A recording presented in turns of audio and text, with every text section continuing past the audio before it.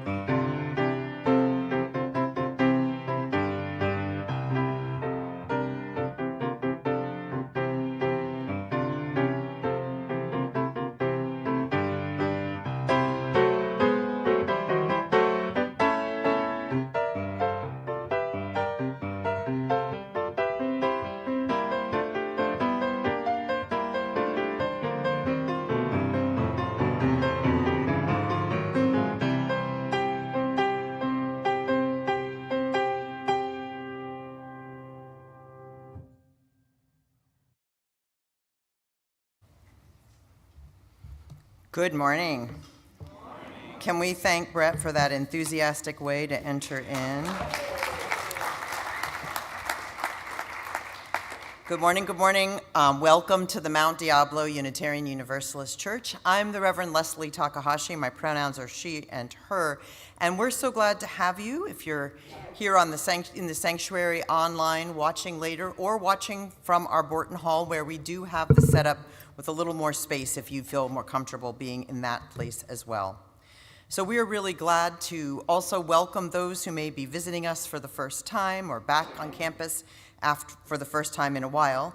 And if you are a visitor, we invite you to sign a visitor's card, either in the hall after the service or online, and we will look forward to being able to be in touch in that way.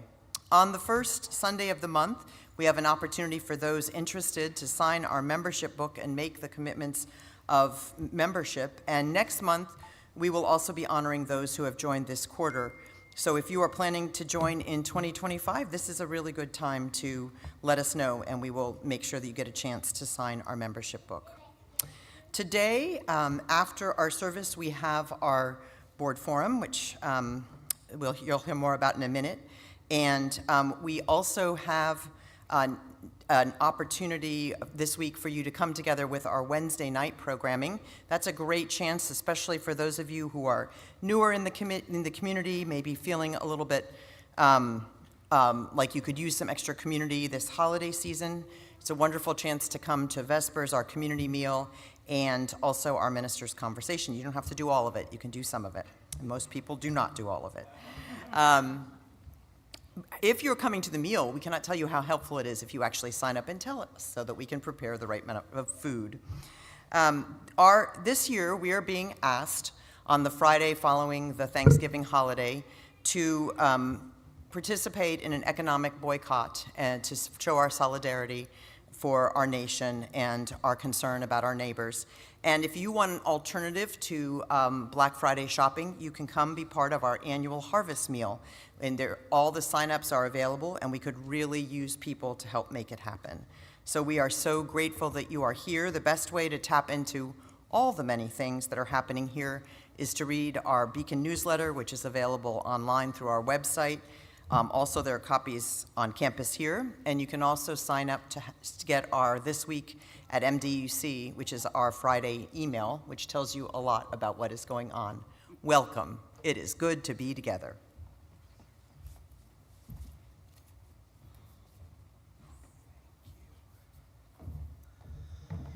Good morning. My name is Kevin Shea. I'm a member of your Board of Trustees, and my pronoun are he, him, and his. Welcome to our service. We begin our services by reading our mission together. They're up on the screen. We bring to life our Unitarian Universalist values as we seek truth and work for justice, nurture compassion and courage, reach out to each other and to our larger community of faith, bridge the divisions that wound the human family, transform ourselves and our world. This community is self-supporting. Our donations of time, talent, and treasure fuel all that we do here. Thanks to everyone who came to our amazing Bid4Love auction and who donated and made it work. The final online bidding ends today. And if you had to miss, consider making a donation for the air conditioning for the Gilmartin building so that our children and youth can stay safe. Today at 12:15, we will have our monthly board forum, which is a chance to speak and hear updates and engage in dialogue about the ongoing work of our congregation. All members and friends are encouraged to attend. The democratic process needs you. And please mark your calendar for a chance to work together towards our dreams for the Sanctuary Congregation, November 22nd from 10 to 2 p.m. We will gather to talk about how we can continue to build our community and our campus as a place for sanctuary. And welcome, it's good to be together.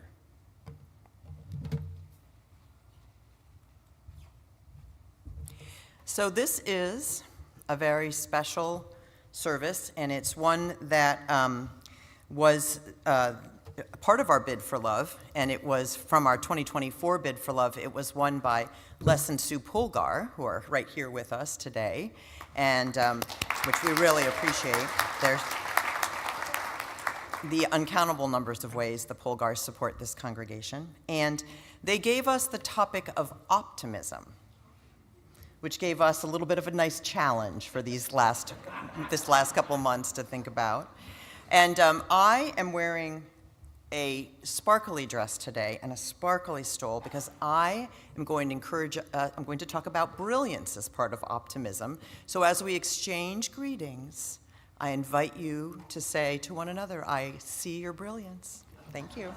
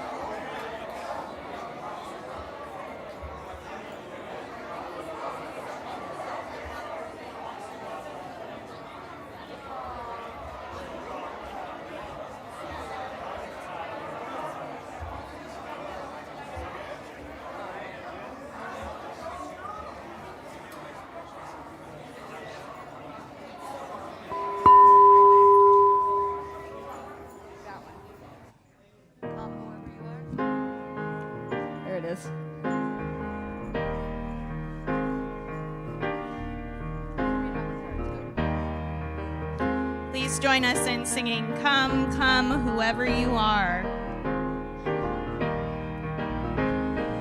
Come, come, whoever you are, wanderer, worshiper, lover of leaving. Ours is no caravan of despair. Come yet again, come. Come, come, whoever you are, wanderer, worshiper, lover of leaving. Ours is no caravan of despair. Wanderer, worshiper, lover of leaving. Ours is no caravan of despair. Come yet again, come.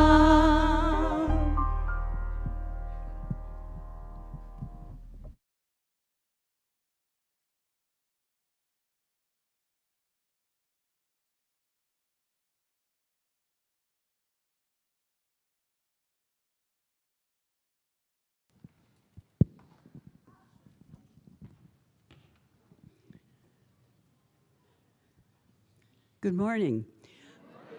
It's good to see you. I'm Sue Polgar, and this is my husband, Les, and he's going to read the chalice lighting. We light this chalice today in honor of the exploration of optimism, which is a core Unitarian Universalist value.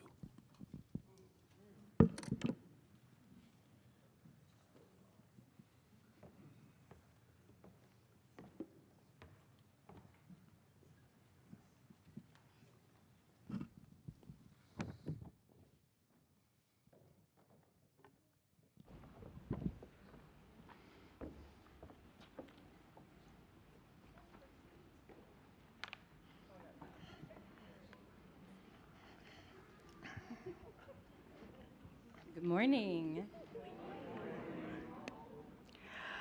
Oh no! Oh no! Oh no! Oh no! Who is saying that? Oh no! Oh no! Oh no! Oh me! Oh my! Hi, Owl. Hi, Turkey. Who is entering?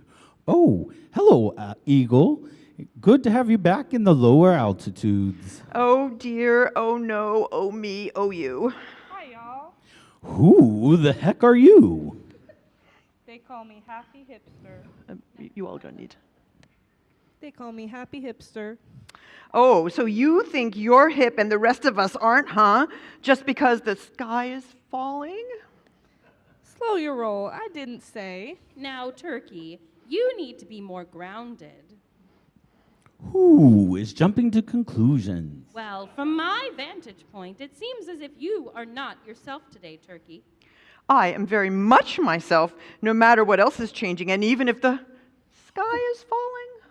Yes, who might say you are especially like yourself today? Well, I might say that. I already did. Who could debate that? Turkey, I just came from the sky, and I can tell you it is not falling. Oh no, you fell out of the sky. Are you hurt? I am fine. I dropped down because I saw you. Oh no, the eagle is falling. Who is saying that? The eagle has landed. Maybe we're being invaded by birds and non-birds from the moon. Oh no, we're being invaded. You all need to take a chill pill, as they used to say. Who is speaking from another decade? Why are you worried about words when the sky is falling? Moonies are already here and strange non-birds are time traveling. Turkey, center, round, breathe. You could say that again. Did I hear parrot? Oh no, now my friend Parrot is invisible. Who is confusing me with Parrot? Oh no. Listen, I don't know you well. Or at all.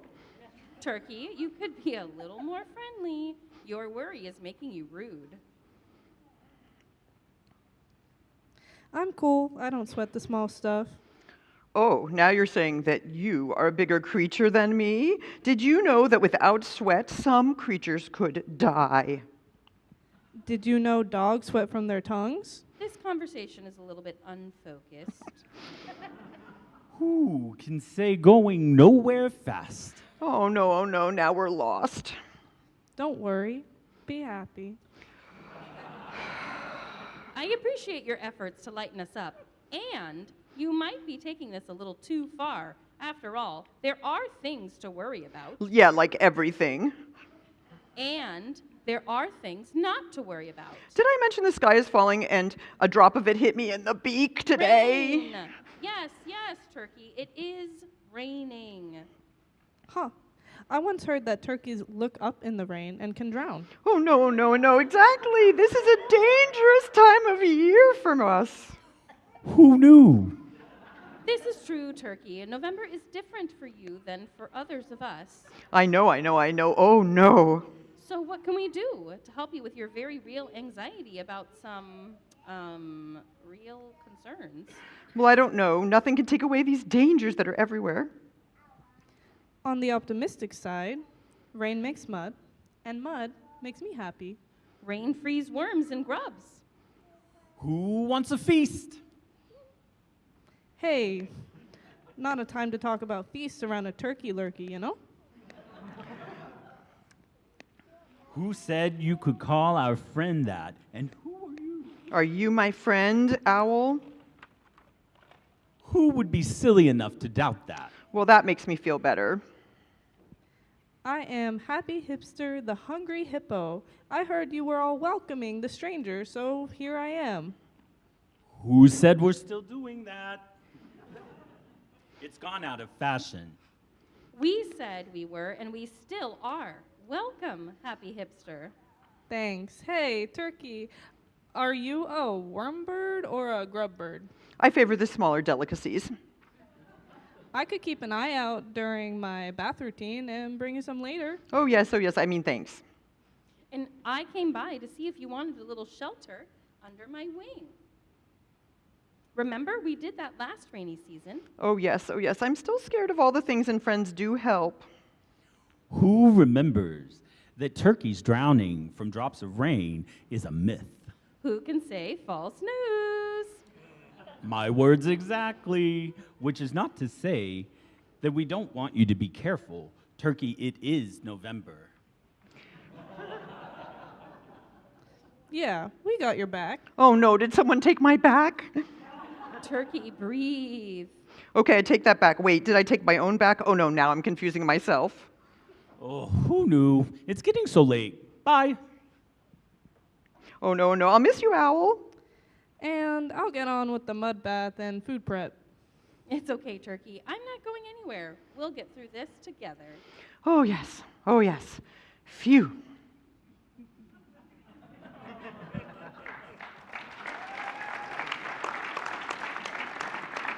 Please join us in singing our children and youth to their activities.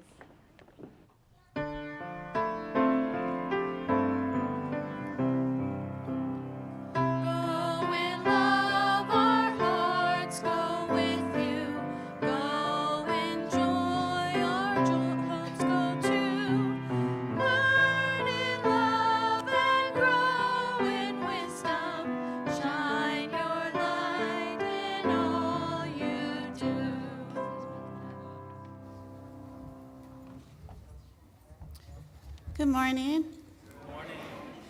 My name is Shelley Kreiderman, and my pronouns are she, her, and hers. I appreciate your description of an exploration of optimism. This is a difficult subject of what I'll be speaking on today. Optimism is a funny word, an acquired feeling with no distinct method of acquisition. Rather, we acquire this confident viewpoint in mysterious ways of receiving and giving.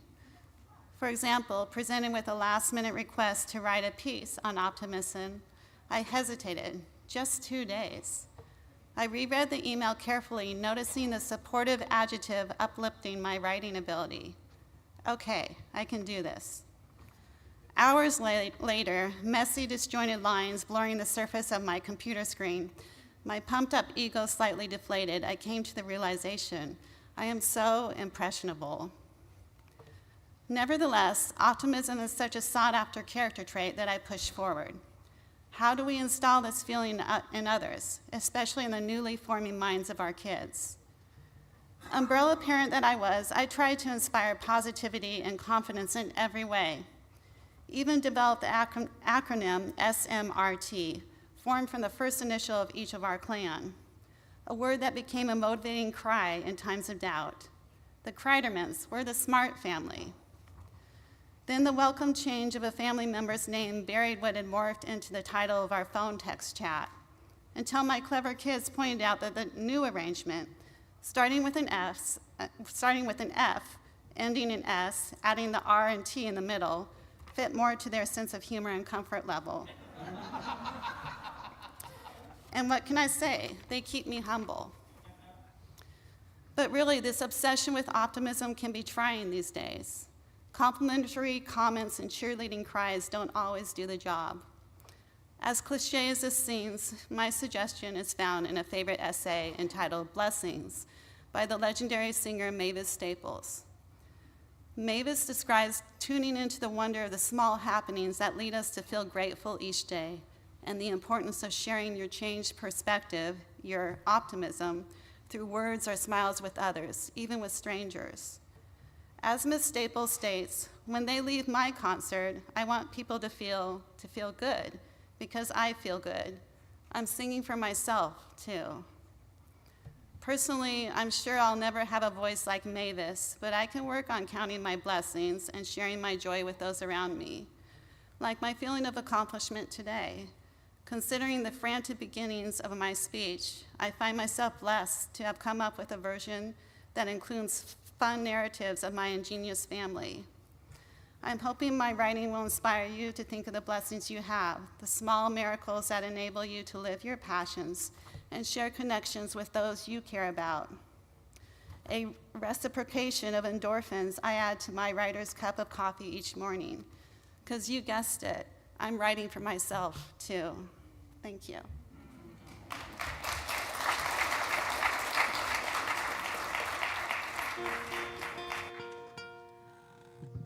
I guess we will rise in body or spirit as it moves us. This song was written by award-winning yet humble singer-songwriter Laura Zucker. It was inspired by the works of Viktor Frankl, ruminating on the difference between meaning and happiness. This boat is steady, this boat is sure. When you're ready, climb aboard. When you're ready, grab an oar. This boat will carry us to the farthest shore. We all know hardship, we all know pain, but nothing ventured means nothing gained. And every rainbow, it needs the rain. You're not alone, try again. 'Cause this boat is steady, this boat is sure. When you're ready, climb aboard. When you're ready, grab an oar. This boat will carry us to the farthest shore. Even if you've been tempest-tossed, even if you feel that all is lost, you heard the thunder roar, had a look at heaven's door. If you're sinking like a stone, this boat will carry you home. 'Cause this boat is steady, this boat is sure. When you're ready, climb aboard.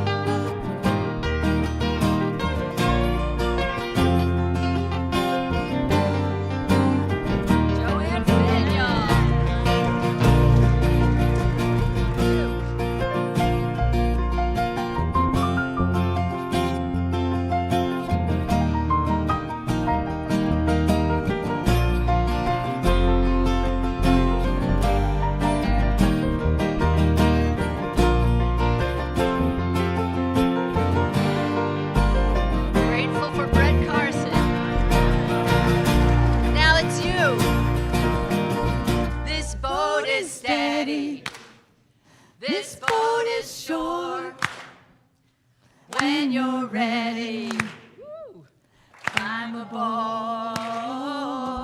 When you're ready, grab an oar. This boat will carry us to the farthest shore. One more time, we'll learn that. This boat is steady. This boat is shore. When you're ready, climb aboard. When you're ready, grab an oar. This boat will carry us to the farthest shore. This boat will carry us to the farthest shore.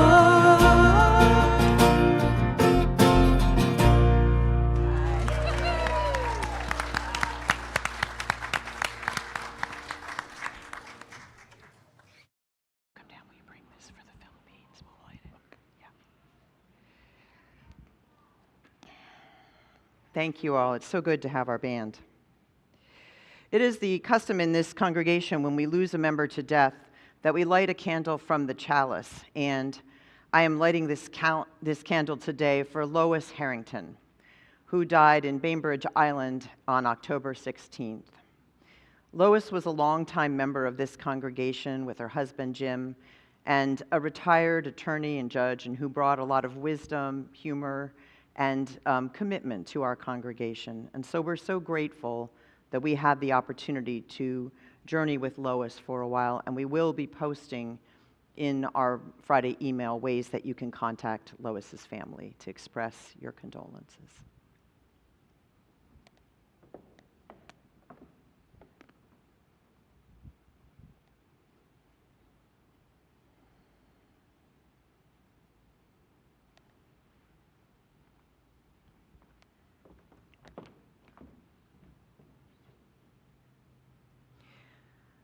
This is the time in our service when we take into the loving embrace of this congregation the very important joys and sorrows that are too great to hold alone.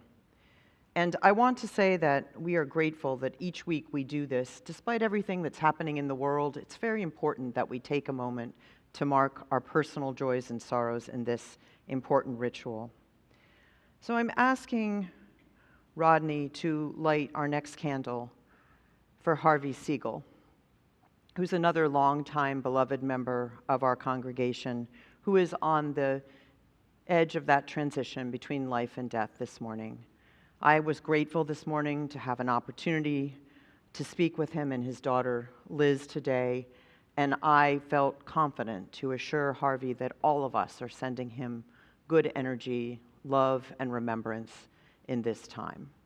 So let us hold the life of Harvey Siegel, our beloved member, in our hearts.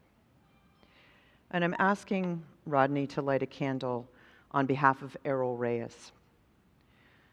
The Negros Island region of the Philippines has been affected drastically by a recent typhoon. Homes have been affected, there are deaths, there is no electricity, internet, nor drinking water, and as many of you know, the Philippines is one of the countries in which we have fellow congregations of Unitarian Universalism there, and there are 10 fellow UU congregations that were affected. So later this week, I ask you to look in our justice email on Thursday. There will be a link to how you can make a donation so that we can express our assistance to our fellow free religionists in this time of disaster for them. So let's hold them in our hearts. And Mike Stanfield is lighting a candle. And we're grateful for that. Mike writes, remembering today, my dad's birthday, and the anniversary of the slaughter of the Jesuit martyrs in El Salvador. Thank you.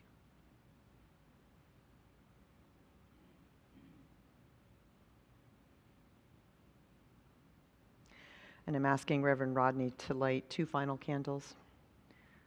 One holds those joys and sorrows which are not expressed in words, but which are here in the comfort of this sanctuary today among us.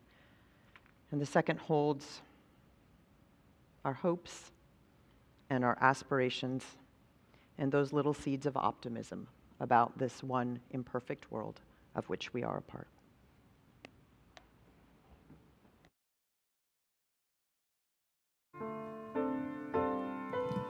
We invite you to remain seated as we sing our meditation hymn.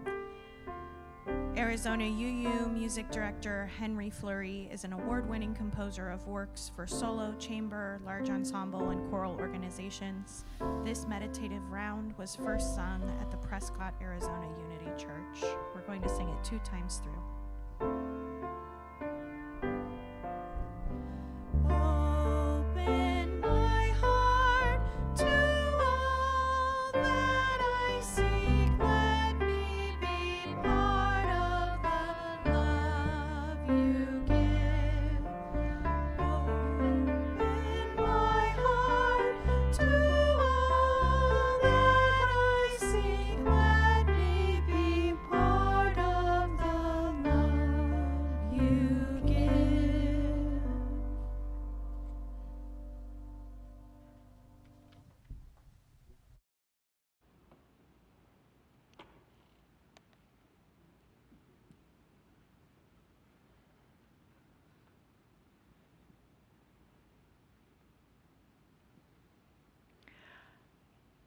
I invite you to join with us in the spirit of meditation, to find that centering, that grounding, that moment of settling after a busy week. All of our weeks these days have something a little unsettling in them, so it's important that we take some time to settle, to find the rhythm of our breath or our body, just to be present.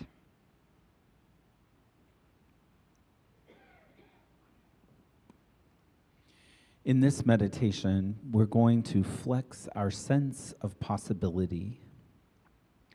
And like the smallest of seed beads, which can be woven into a bracelet or a necklace to remind us of the possibility of beauty, we must notice those that are here. In so many places and forms. The comfort of a friend. A simple gesture of generosity from one person to another. Tiny bits of beauty which you pass by every day. The gift of a meal prepared with love. The sounds of birdsong. The immensity of laughter. A cup of tea well steeped or coffee brewed with care. The brilliance of the leaves in this late fall season. The smile a piece of music you love brings to your lips. That hilarious meme sent to you by a friend. Tears shared with another who can receive them. The wisdom of children. A cloud that reminds you of lying in grass and looking for animals and clouds when you were a child. The passions of elders. The thrill of learning something new that never fades. The generous dance of mutual aid. The transparency of a dragonfly's wings. A flavor that you can savor. A moment of abundant quiet. A favorite memory of somebody who lives only with firmness in memory. The goofiness of a companion animal or creature. The day that someone you love came and asked you to listen.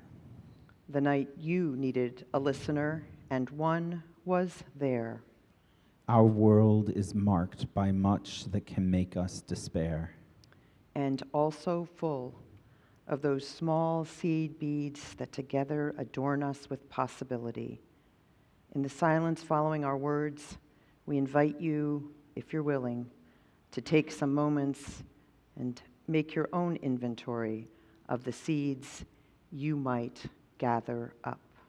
Seeds of optimism.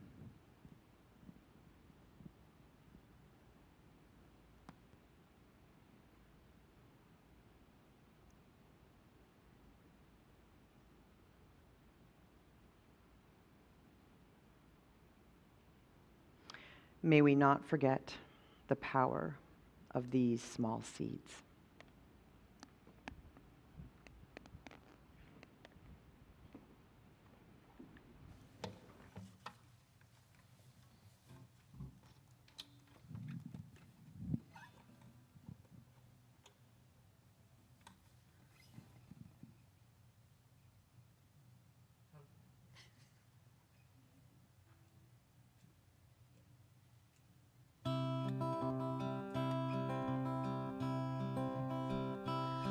I see trees of green, red roses too.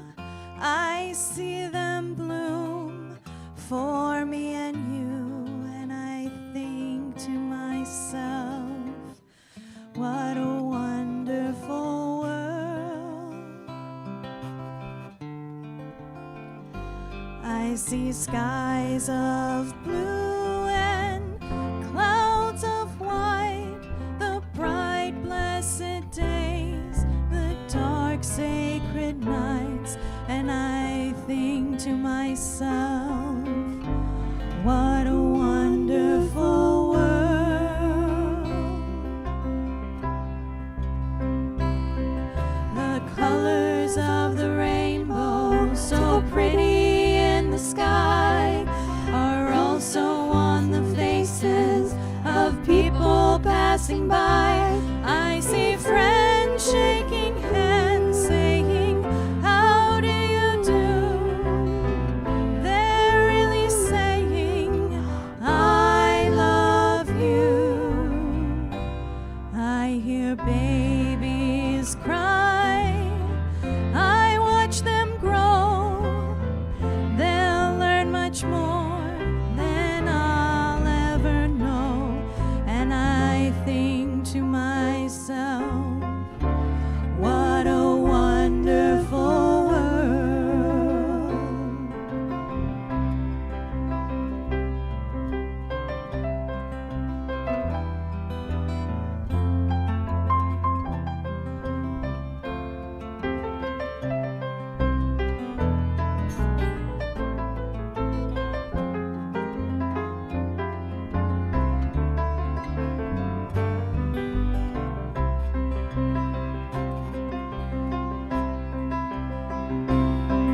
The colors of the rainbow, so pretty in the sky, are also on the faces of people passing by. I see friends shaking hands, saying, how do you do? They're really saying, I love you. I hear babies cry, I'll watch them grow. They'll learn much more than I'll ever know. And I think to myself, what a wonderful world.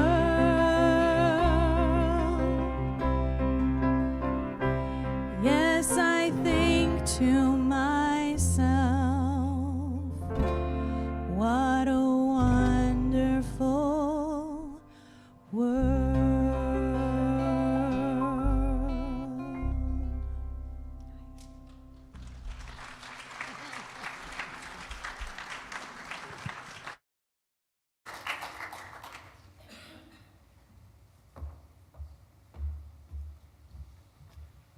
Good morning. I am Linda Russell, a member of your Board of Trustees, and my pronouns are she, her, and hers. So the topic is optimism, which is one of my favorite states of being. Thank you, Sue and Les, for giving us this topic. When people ask if I'm a half glass full or a half glass empty kind of person, I usually answer I'm actually a 3/4 full kind of person. People sometimes think of optimism as naivete, the unrealistic smile on something that should warrant more serious consideration. I look at optimism as a lens of hope. I'm always looking for both sides of a situation, recognizing that even in the toughest times, a sense of optimism, being able to move through times such as the very difficult times we find ourselves currently, we need to remember that we have been through difficult times before, and as Maya Angelou says, still we rise. Whether it's thinking about something that your ancestors have been through, something that your family has gone through, or something that you yourself have gone through, here you are. Optimism is that thing that allows us to see what is happening here and now is not all there is. And we can look beyond what we see. We can look beyond what we see to what we want things to be. Optimism is looking ahead to what we want and looking behind with gratitude. As you listen to today's offering from Les and Sue, consider how you look at things that happen to you. Consider where you find your moments of optimism and how you share those moments with yourself, with your friends, your family, and with this church. So please, whether you're watching us or here in the sanctuary, give as generously as you can. Give online or in the basket or through your automatic pledge. The ushers will now come forward.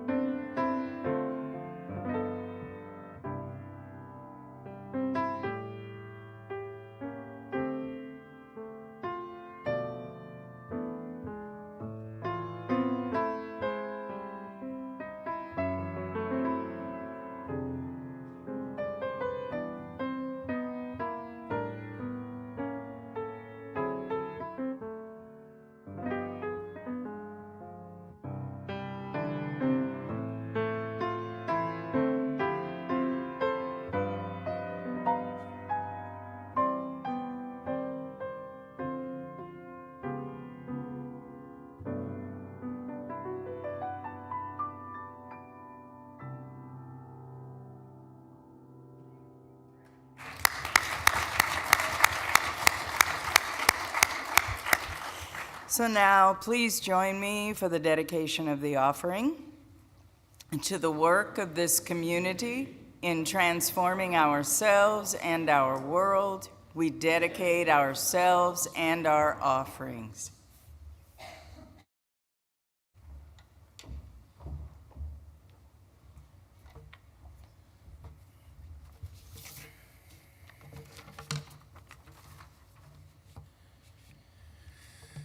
Sitting next to my grandmother's failing body, holding her hand as her respiration slowed and death's grip tightened, I heard a text ping on my cell phone.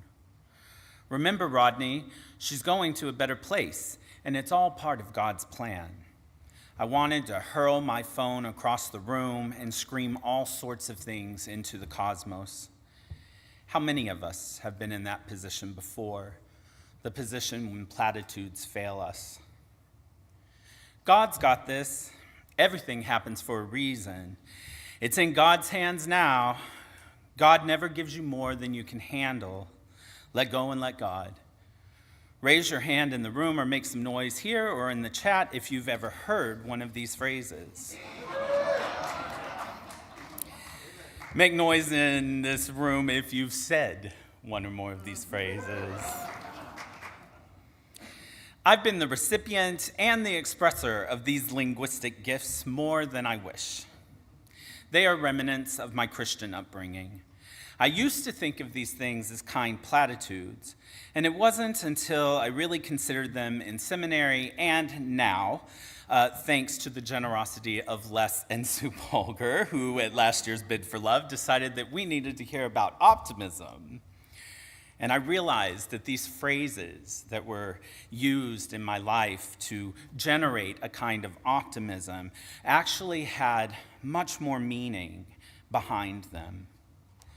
Ultimately, these phrases have a commonality, a thread in them that I'm going to, for today's purpose, call dim optimism. A belief that the outcome will ultimately be positive without considering the problems or risks that may arise. Ultimately, this was always in my life presented as a kind of faith in God's plan, with little actual thought put behind it. This kind of radical faith and ultimate optimism was encouraged so often by Christian scriptures. My life, specifically Hebrews 11:1. I know you all are rushing to get to your New Testament to find that. You don't have to, I'm going to read it. Faith is the substance of things hoped for, the evidence of things unseen. It's a striking statement, and it urges us to embrace dim optimism and offers a very different way of knowing our world beyond just our typical senses. We are to envision the things not yet present and hold to an optimism that the things we desire will become reality. Now, being a rabid scientist, I struggle with the ways to access knowledge beyond the testing abilities of the scientific method. And yet, as a person of deep religious conviction, I am not opposed to recognizing the limits of science that I often rely upon. After all, while infrequent, I have had moments of unexplained awe that send my mind and spirit into flights of great fancy and appreciation of this precious, problematic, and wild life that we live.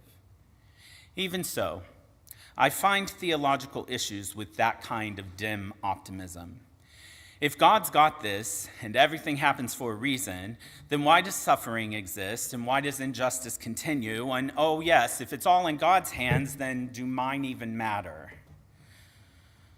So if dim optimism doesn't serve us, and if God never gives us more than we can handle is demonstrably untrue for so many of us, then what kind of faith, what kind of optimism, if any, do we as Unitarian Universalists have? What does our optimism look like?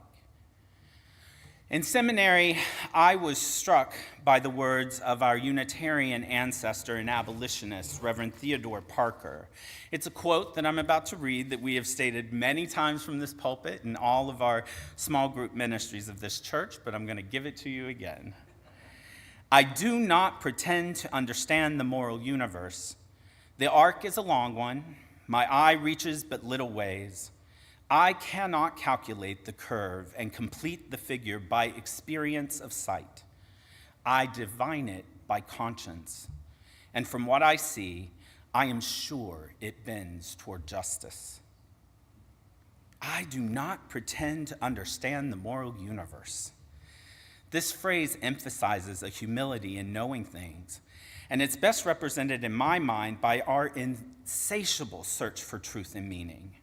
For me, it also underscores the importance of having a pluralistic and interdependent community.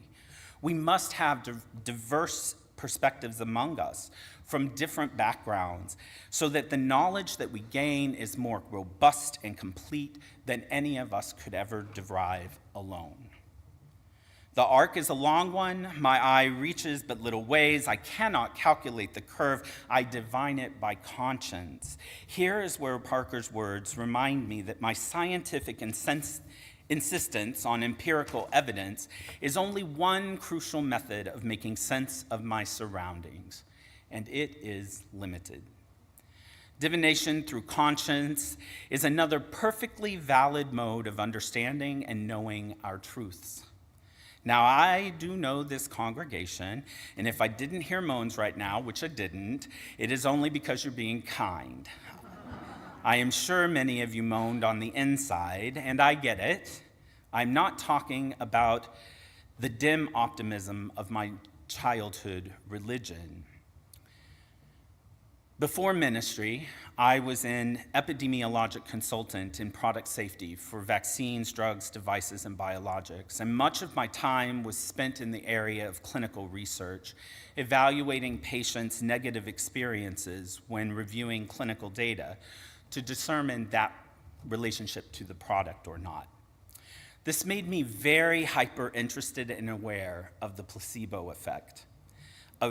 This is a phenomenon in clinical research in which patients experience real, measurable improvements in their condition after receiving an inert treatment like a sugar pill, a saline injection, or a sham surgery.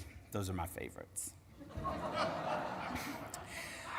That lacks any kind of direct pharmacological or physiological mechanism of action.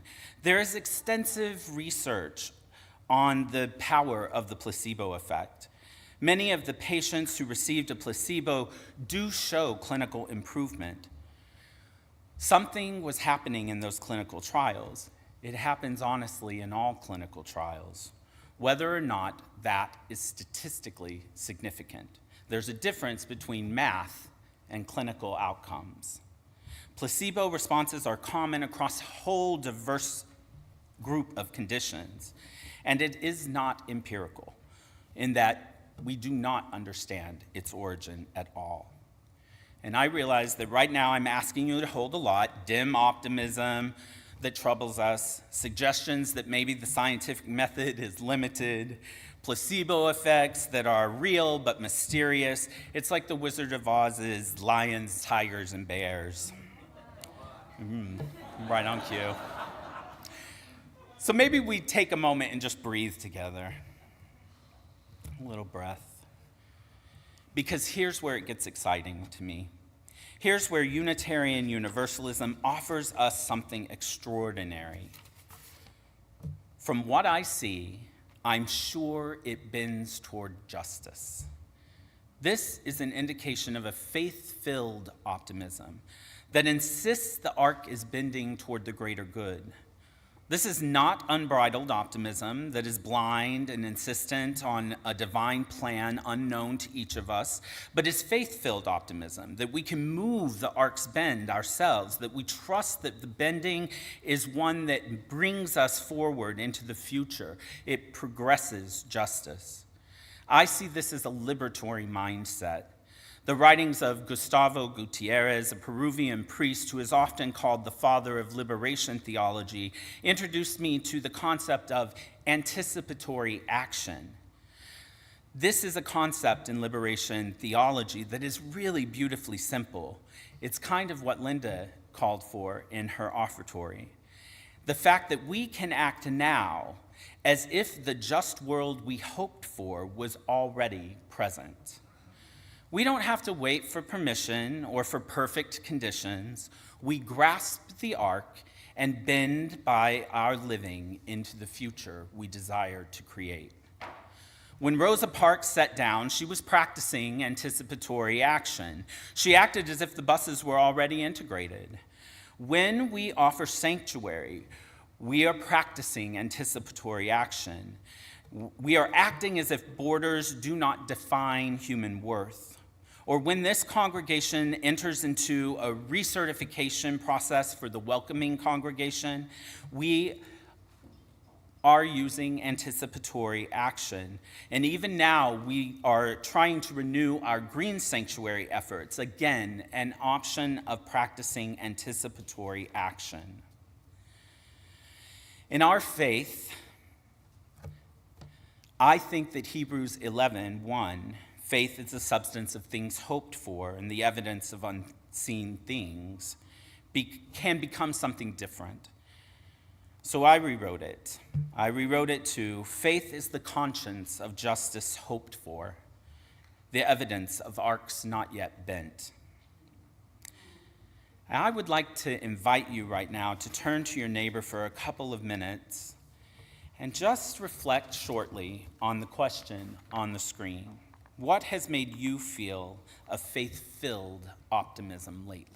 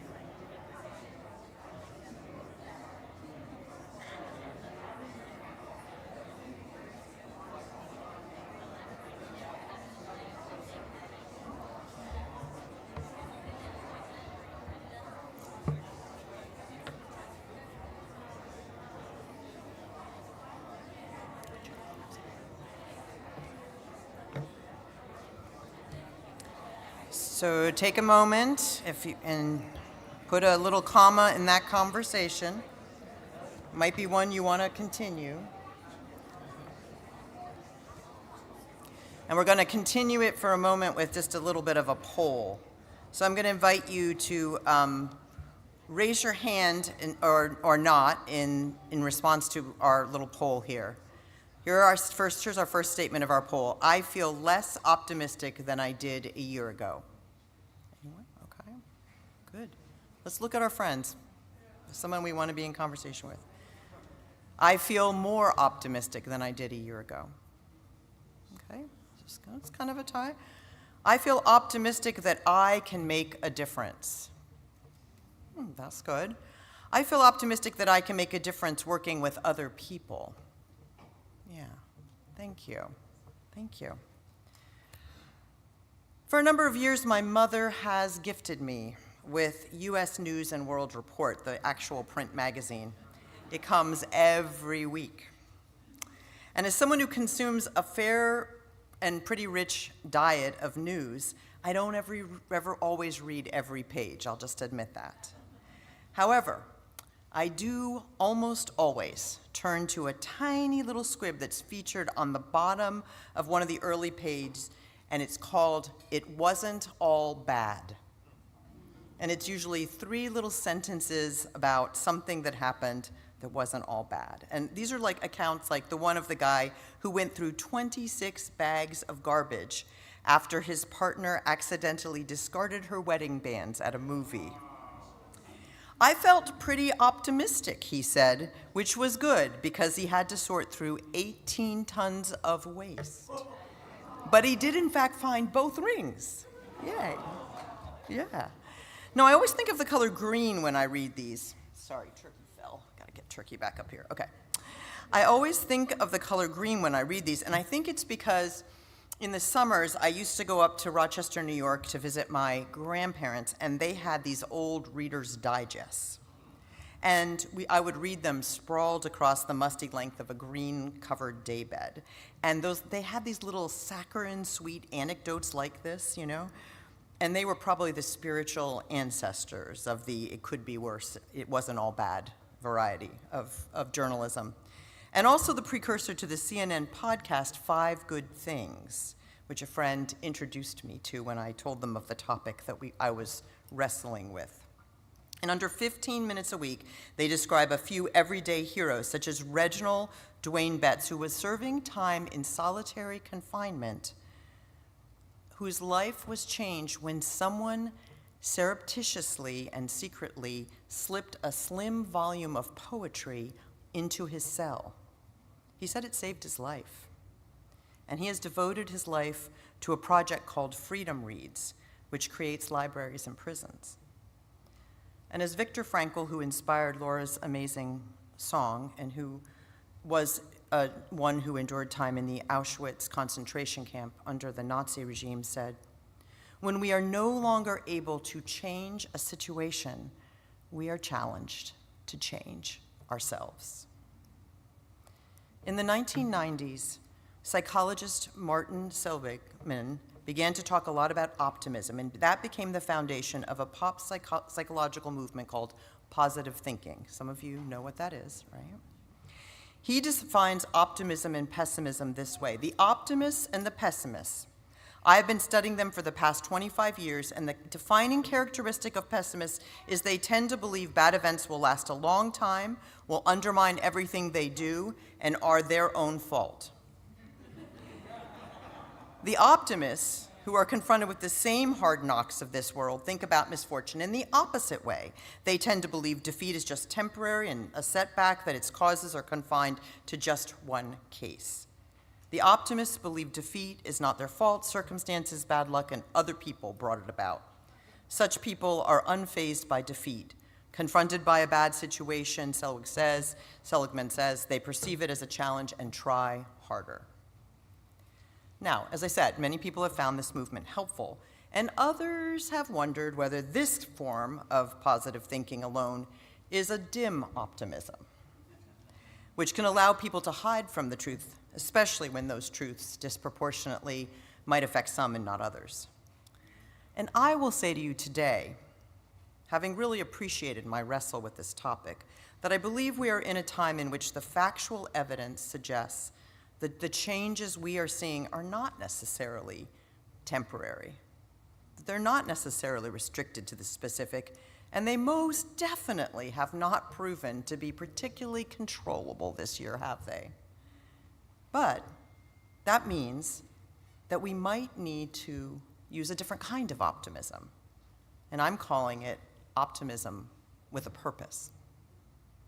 Now, Scientific American, which is a publication that my father always got as a biochemist, physiologist, had an article recently that said that though popularized magazines tout the power of optimism to promote better health, the data actually doesn't exist to prove that.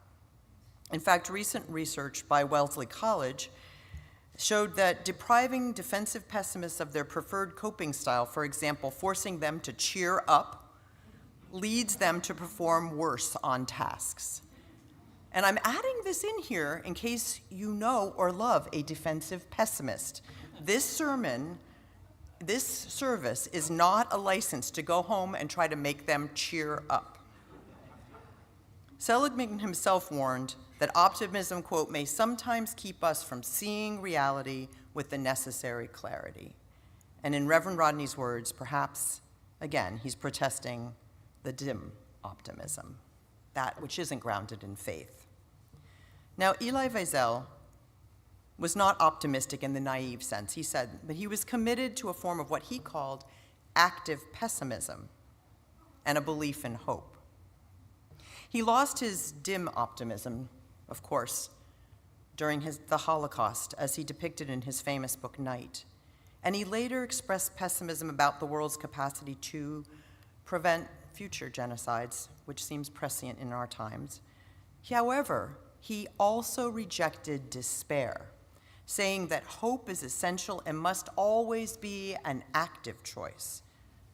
Not passive optimism, but activism and optimism with a purpose. He understood that hope, especially when things are feeling worse, is most needed because that is what will allow people not only to get through a threat, but actually to be able to reconceive the world on the other side of the threat. And many of us are finding optimism in thinking about what's on the other side of these times. It helps us stay engaged.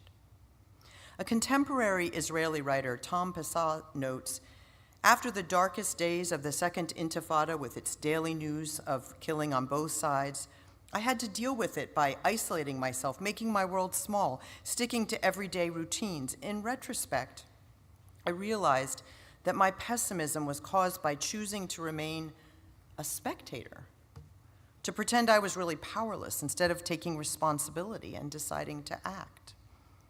What does this mean, and how do you do it? Pesach is a Jewish advocate of Palestinian rights, and he spoke about the danger of false optimism and what he called committed optimism. He says that is a way of seeking to actually stay engaged and not be disarmed by pessimism. He calls for this committed optimism, which he says is seeking alternative sources of news, keeping your activism sustainable and not burning out, and not exaggerating the strength of the powers that be, which we can be prone to because they can be so scary when we're afraid. He echoes the word of Holocaust scholar Yehuda Bauer, who said, "Thou shalt not be a victim, thou shalt not be a perpetrator, but above all, thou shalt not be a bystander." Dim optimism, I believe, can get mired in complacency because it lacks the energy to engage. Pessimism can be a quagmire. A pessimist says it doesn't matter what I do because even if I do it, everything's not going to work out. Optimism, infused with purpose and the brilliance of energy, says it matters what I do even if I can't control the outcome. It will matter to someone, and I will find dignity and meaning in the engagement. And that gap, well, as Reverend Rodney said, is what we fill in with faith. The kind of optimism here, I believe, isn't dim. I believe it's somewhat brilliant. I think it's the brilliant optimism that allowed Nelson Mandela to save life energy and seeds of joy to be part of the efforts to create a new constitution in his nation of South Africa, a new system of economics, the truth and reconciliation process for all its faults, that allowed South Africa to now be what the Council on Foreign Relations calls a multiracial nation under the rule of law, a creation from which some who long for the previous apartheid system now find a need to flee to our shores. That kind of brilliance is personified in Reginald Dwayne Betts, who has now started over 500 libraries and prisons. In Ukrainian later, Volodymyr Zelensky, who continues to fight, by activists who have helped bring liberation to many, including trans activists Marshall Johnson and Sylvia Rivera, as we think of the trans community this week. There are so many who persevere, collecting those seed beads and shards, believing that sometime we're going to have a chance to bedazzle and be brilliant again. Thank you, Les and Sue, for bringing us this topic and for allowing us to focus here for a while. You know, people make their own choices, and I find myself in prayer more in this last year than ever before in my life. And one thing I pray for often is that those who are most endangered, those who are feeling most despairing in this time, for whom truly the sky is falling, will tell us how to help them, how they wish us to accompany them in these times. For as Elie Wiesel said, I believe it is possible in spite of everything to believe in friendship in a world without friendship, and even to believe in God in a world where there has been an eclipse of God's face. Above all, we must not give in to cynicism. To save the life of a single child, no effort is too much. To make a tired old man smile is to perform an essential task. To defeat injustice and misfortune, he says, if only for one instant, for a single victim, is to invent a new reason to hope, just as despair can be given to me only by another human being. Hope, too, can be given to me only by another human being. So today, I hope some of us will push aside the weights of the spiritual bypasses of cynicism and dim optimism and try on a little brilliance, sharing that kind of optimism with all its energy, first and foremost, with those among us who need it the most.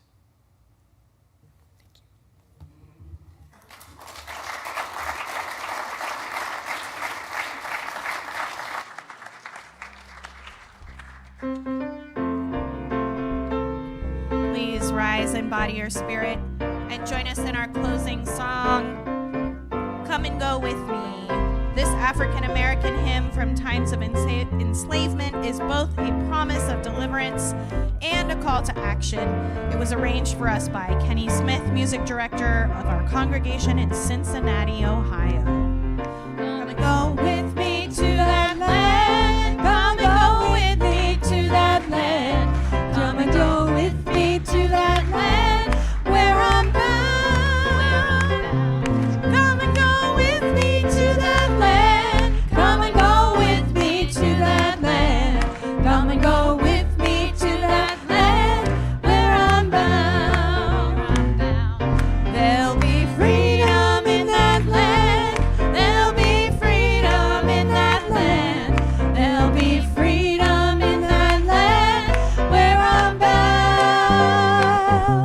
There'll be freedom in that land. There'll be freedom in that land. There'll be freedom in that land where I'm bound.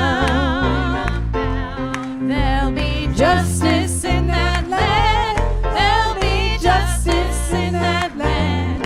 There'll be justice in that land where I'm bound. There'll be justice in that land. There'll be justice in that land. There'll be justice in that land where I'm bound. They'll be singing in that land. They'll be singing in that land. They'll be singing in that land where I'm bound. They'll be singing in that land. They'll be singing in that land. They'll be singing in that land where I'm bound.